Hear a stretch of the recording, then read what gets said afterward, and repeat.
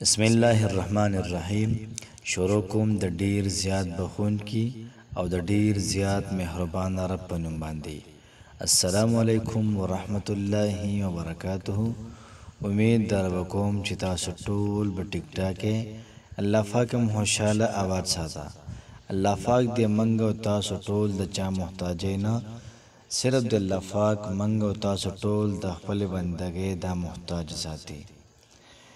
نن چې محترم زمون کوم وظیفه ده، دا وظیفه د سورة الانشراح وظیفه ده او دغه سورت ته ویل کېږي الم نشرح سورت ته ویل کېږي.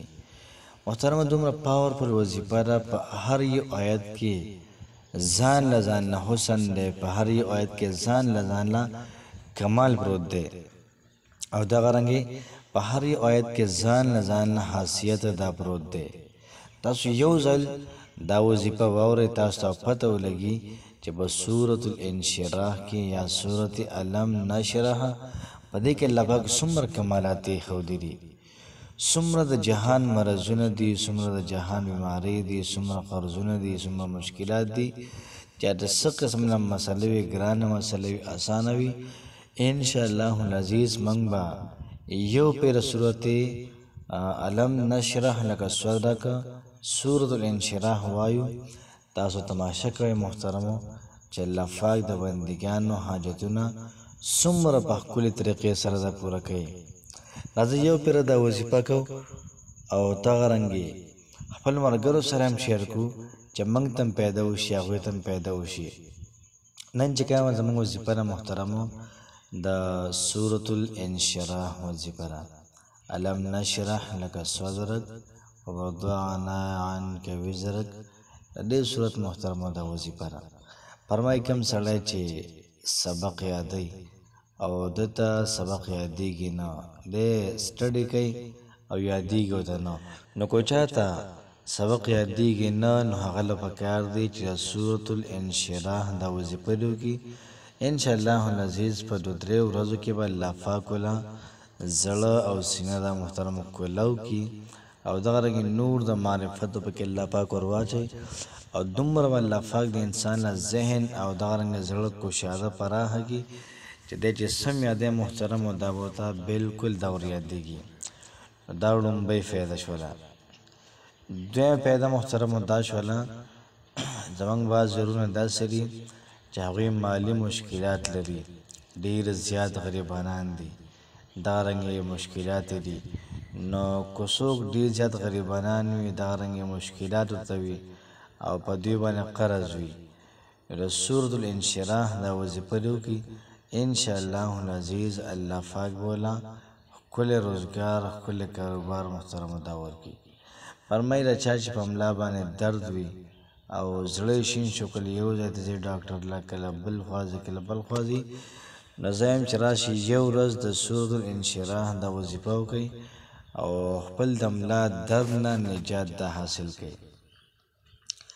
دغه رنګ محترم فرمایي چې کم سړی په مشکلاتو کې وي، کم سړی په دنیا په لانجو کنجو کې راګیر شوی وي، اردو کې ورته ویل کېږي الجھا ہوا یا پنسا ہوا، داسې ګیر شوی وي چې د انسان له چل نه ورځي، داسې کړکېچنو حالاتو نه د بچ کېدو لپاره او دغه رنګې داسې حالاتو نه تېرېدو لپاره د سورة الانشراح دا وظیفه یو ځل وکړئ.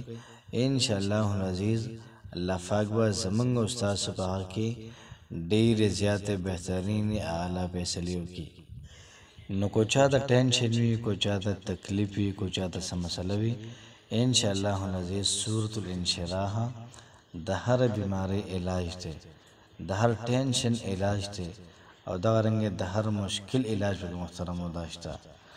فرمایي محترمو کم سړی غواړي چې الله پاک دې له شهرت ورکړي، نو دې له پکار دی د سورة الانشراح د دې یو آیات مبارکه د دې ذکر د محترمو دا وکړي. انشاءالله العزیز الله پاک بولا دومره عزت ورکړي، دومره شهرت بولا الله پاک ورکړي چې د انسان به حیرانه وي. عزت محترم په دوه قسم باندې دی. یو هغه عزت ده چې هر کله عزت کوي مخامخ او وروسته سره به څکنځلې کوي. یو داسې عزت ده چې مخامخ هم دلې صفت کوي، خو چې ته کله موجود نه وي نو بیا هم در ډېر زیات صفت کوي. نو کوشش وکړو چې د سورة الانشراح دا وظیفه وکړو او دغه رنګې محترمو عزت حاصل کړو، د بیمارونو نجات حاصل کړو. دغه رنګه څومره کورنۍ مسلې دي، څومره ذهني دباو د ټینشن دی، د ټولو علاج پکې محترمو دا په ښه طریقې باندې شته دی. په تاسو کې که څوک هم داسې وي چې د سورة الانشراح دا وظیفه کول غواړي، نو هغه له پکار دی چې ښه مکمل یقین سره په چارندام کې او دغه رنګې ښه پر سکون ځای کې کښېني او د سورة الانشراح دا وظیفه دې وکړي. تقریبا 2-3 منټه محترمو دا لګي، خو دومره پاورفل وظیفه ده، دومره پاورفل تاسو به حیران نشئ. نن چې کومه زموږ وظیفه ده دا د سورة الانشراح ده. وظیفه محترمو داسې ده، موږ به 3 پیرې درود ابراهیم ووایو، 3 پیرې به درود شریف ووایو، بیا به د هغې نه بعد 1 پیره به سورة الانشراح ووایو. که څوک دا وظیفه کوي د علم دپاره، که څوک دا وظیفه کوي د سټډي دپاره، زما د ذهن کولاو شي، نو دا آیات مبارکه به 21 پیرې ووایي. الم نشرح لک صدرک، الم نشرح لک صدرک. نو که څوک داسې وي چې ذهني کمزوری وي، نو د آیت دی دا محترم ووایي او دغه رنګې په بورې دم کې ودس کې انشاءالله العزیز الله پاک بوله ذهني چې څومره مسلې دي دا به ختم کړي. دغه رنګې که بچا باندې قرض وي، دغه رنګې که څوک په تکلیفونه کې وي، مصیبتونه کې وي، ټینشن کې وي، دغه رنګې څومره چې لل تپل دي په دې ټوله کې وي، 3 پیرې درود ابراهیمي، 1 پیره الم نشرح صورت ټول، او بیا محترمو د هغې نه بعد ووضعنا عنک وزرک، ووضعنا عنک وزرک د 21 پیرې د ویلی شي، 21 پیرې، او بیا د هغې نه بعد 3 پیرې درود شریف ویلی شي. انشاءالله العزیز په یو ورځ کې الله پاک ستاسو قرض، دغه رنګې ستاسو بیمارۍ او مرض، دغه رنګې څومره مشکلات تکلیف ټینشن دی دا به الله پاک ختم کړي محترمو. دغه رنګې که چا محترم په ملا باندې درد وي او دی وایي زما دا درد ختم شي، نو دله پکار چې 3 پیرې درود ابراهیمي، 1 پیر الم نشرح او 21 پیرې د آیات مبارکه دی وایي الذي انقض ظهرک، الذي انقض ظهرک. دا محترم 21 پیرې وایي انشاءالله العزیز الله پاک به د ملا درد دا ختم کړي.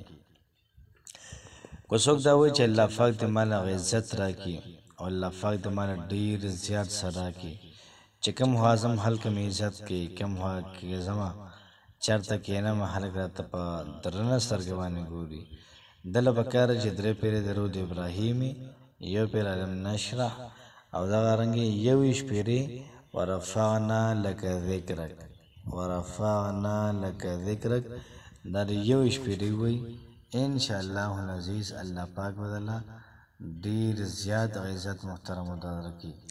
بعض وخت کې به انسان باندې حالات راشي، دنیاوي حالات انسان تنګ کړي، کله کله انسان خودکشي ته به کې محترم مناسا شي. یو مسله خو نه دنیا را په دنیا کې ژوند تېرول ګران کار دی، څه ګپ خو نه دی. نو دغه رنګې بعض زړونه خویندې داسې وي چې هغه مکمل تنګ شي او دغه رنګې فرمایي که نه بلغت القلوب الحناجر، دا زړه د خولې رسم راځي، دومره هلکه تنګ شوي. نو په داسې کړکېچنو حالات کې د سورة الانشراح دا 1 آیات وظیفه وکړي، 21 پیرې انشاءالله العزیز الله پاک به در ټول حالات دا برابر کړي. نو 3 پیرې درود ابراهیمي او دغه رنګ 1 پیره سورة الانشراح او دغه رنګې 21 پیرې د آیات مبارک اولولئ. فإن مع العسر یسرا، فإن مع العسر یسرا، دا چې 21 پیرې وي د هغې نه بعد به 3 پیرې درود ابراهیم وي.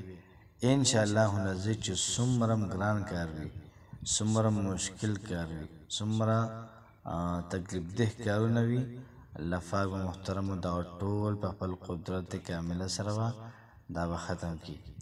او کوشش وکړئ چې په سکرین باندې تاسو ته کوم وظیفه ښکاري دا وظیفه مو سره محترمو 21 پیرې وکړئ، انشاءالله العزیز د فایدې نه به خالي نه وي او ډېره زیاته فایده پکې محترمو ده. نو دغه رنګې کوشش وکړئ چې دغه وظیفه په خپله هم وکړئ او مخکې څونه زمونږ خویندې دي څومره وروڼه دي هغوی سره هم شریکه کوئ چې هغوی هم دا وظیفه وکړي نو انشاءالله العزیز چې هغوی وظیفه کوي نو موږ او تاسو ته پکې ثواب ضرور ملویږي الله پاک هم خوشحاله آباد ساته السلام علیکم ورحمت الله وبرکاته